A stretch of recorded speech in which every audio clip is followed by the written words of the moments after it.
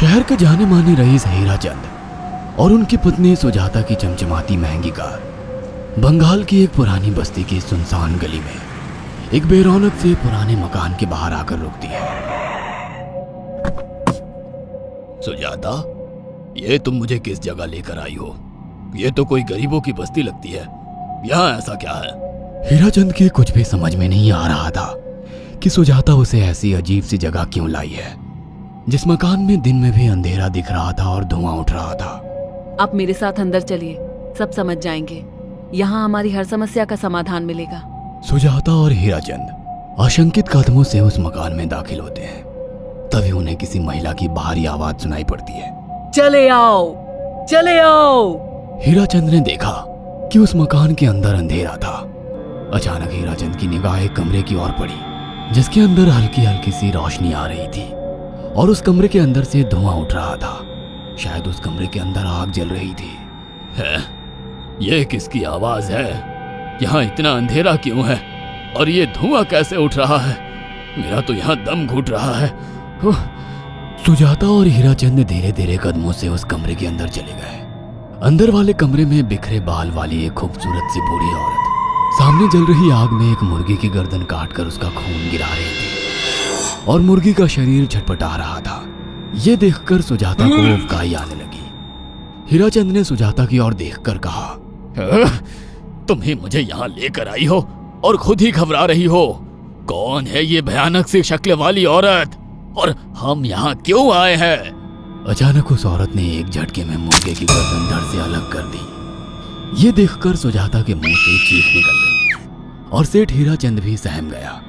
वो बहुत डरावना नजारा था। ये अघोरा ताई हैं। ये हमें अपनी काली तंत्र विद्या से संतान सुख प्रदान कर सकती हैं। इसलिए मैं आपको यहाँ लेकर आई हूँ। कैसी बात करती हो? जहाँ बड़े से बड़े डॉक्टर सफल नहीं हुए, वहाँ ये मामूली औरत क्या कर लेगी? हीराचंद की बात सुनकर अघोरी ताई ने गुस्से से हीराचंद की ओर देखकर कहा, नादान हीराचंद, काली विद्या में इतनी शक्ति है कि मरे को भी जिंदा कर दे। संतान पैदा कराना कौन सा मुश्किल है? तुम्हें मेरा नाम कैसे पता? क्या तुम सच में हमें संतान सुख दिला सकती हो? तुम जितनी दौलत मांगोगी मिल जाएगी, अगर ये संभव है तो। संतान का नाम सुनते ही हीराचंद की आंखों में चमक आ गई। वह संतान के लिए कुछ भी कर सकता था। तुम लोगों को मुझे एक नवजात शिशु लाकर देना होगा। मैं उस शिशु की बलि चढ़ा दूंगी और फिर वही शिशु तुम्हारे घर में फिर से जन्म लेगा। नवजात शिशु की बलि का नाम सुनते ही सुजाता और हरिचंद डर के मारे सिहर गए, पर उनकी आंखों में उनकी संतान का सपना ज्यादा बड़ा था। वह सब करने को तैयार थे।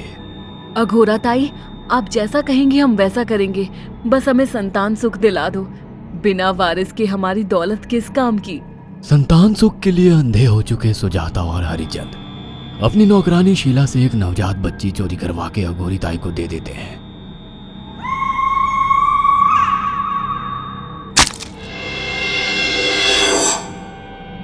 उस शिशु की बलि से सुजाता गर्भवती हो जाती है। देखा आपने अघोरा की तंत्र शक्ति? मुझे उस पर पूरा भरोसा था।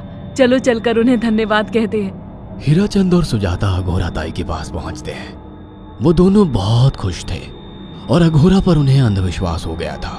अघोरा ताई, आप महान तंत्रिका है। आपने वो चमत्कार कर दिखाया जो बड़े बड़े डॉक्टर नहीं कर सके।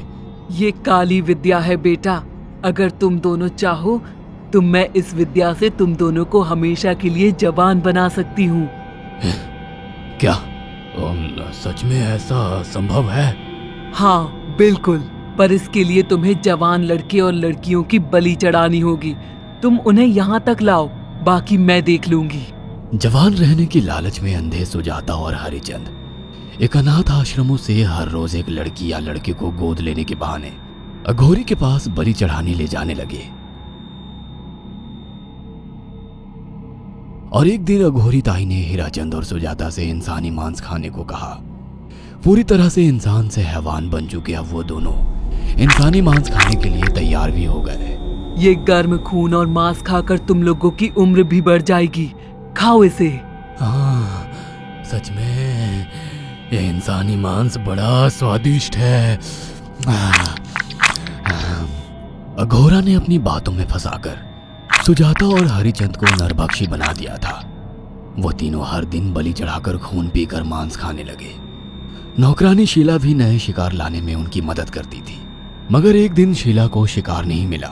मेम साहब, आज एक भी शिकार हाथ नहीं लगा और मैं बहुत थक गई हूँ और घर जाकर थोड़ा आराम करना चाहती हूँ।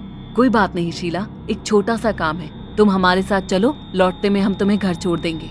जी मेम साहब। शीला नहीं जानती थी कि शिकार नहीं मिलने से सुजाता और हरिचंद अंदर से बौखला गए थे और उनके दिमाग में एक शैतानी चाल चल रही थी। सुजाता, ये बेहोशी की दवा है। शीला के कार में बैठते ही तुम उसे सुंघा देना। आज हमें इसी की बलि देनी होगी। इसने हमारे यहाँ का बहुत खाना खाया, अब हम लोग इसे खाएंगे। वैसे भी ये आगे चल के हमारे लिए खतरा बन सकती थी। कार में बैठते ही सुजाता शीला को बेहोश कर देती है और वो लोग सीधे अघोरी ताई के यहाँ पहुंच जाते हैं, जहाँ अघोरी ताई शीला की बलि चढ़ा देती है और तीनों मिलकर उसे नोच कर खाते हैं। अघोरी ताई, हमको बलि चढ़ाते हुए पूरा 1 साल हो गया है। हमारा बेटा भी साल भर का हो चुका है। अब और कितनी बलि देनी होगी? बस एक आखिरी क्रिया और बची है, उसके बाद तुम दोनों हमेशा के लिए जवान हो जाओगे। कैसी क्रिया अघोरा ताई? 3 दिन बाद सूर्य ग्रहण है। हमें पास के घने जंगल में एक विशेष क्रिया करनी होगी। उसके बाद तुम लोग कभी बूढ़े नहीं होगे। कितना अच्छा होगा, हम हमेशा जवान रहेंगे और सालों साल तक अपनी दौलत से ऐश करेंगे।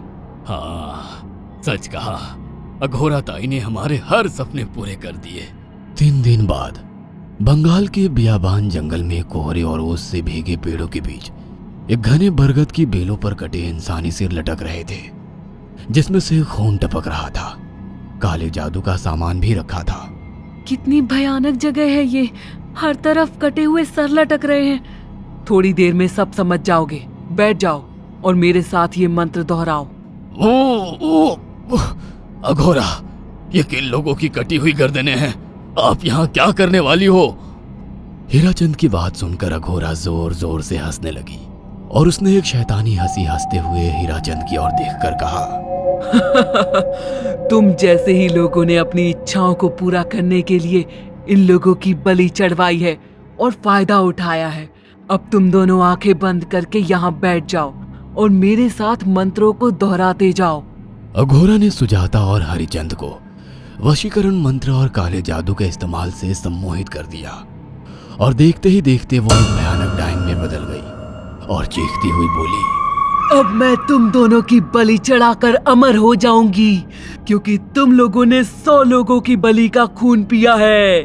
देखते ही देखते उस डायन ने फरसे से एक एक करके सुजाता और हरिचंद की गर्दन काटकर जल रही आग में बलि चढ़ा दी और उनका गर्म खून पीने लगी। जब तक तुम जैसे मूर्ख और लालची लोग अपने फायदे के लिए दूसरों को मेरे पास लाते रहेंगे, मैं उनका फायदा उठाकर ऐसे ही उनकी बलि चढ़ाती रहूंगी। दरअसल अघोरा एक डायन थी और अपना स्वार्थ पूरा करने के लिए उसने हीराचंद और सुजाता की लालच का फायदा उठाकर उनकी भी बलि चढ़ा दी। बुरे काम का बुरा ही नतीजा मिलता है।